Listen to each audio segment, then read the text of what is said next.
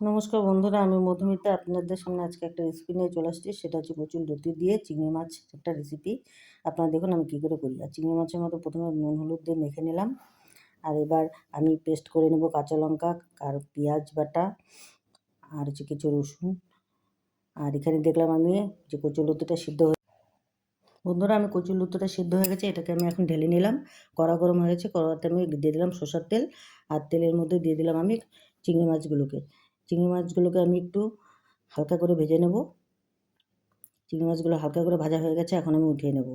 তারপর কড়াতে দিয়ে দিলাম সাদা তেল আর দিয়ে দিলাম কালো জিরা ফোড়ন।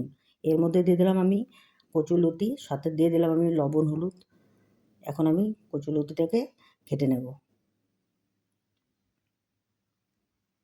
দেখুন বন্ধুরা ভালোভাবে ভাজা হয়ে গেছে, এখন এর উপরে দিয়ে দিলাম আমি কাঁচা লঙ্কার যে পেস্টটা নিয়েছিলাম সেই পেস্টটাকে দিয়ে দিলাম। উপর দিয়ে দিলাম আমি কাশ্মীরি লাল লঙ্কার গুঁড়ো আর খানিকটা জিরে গুঁড়ো। এখন আমি একসাথে মিশিয়ে নেব।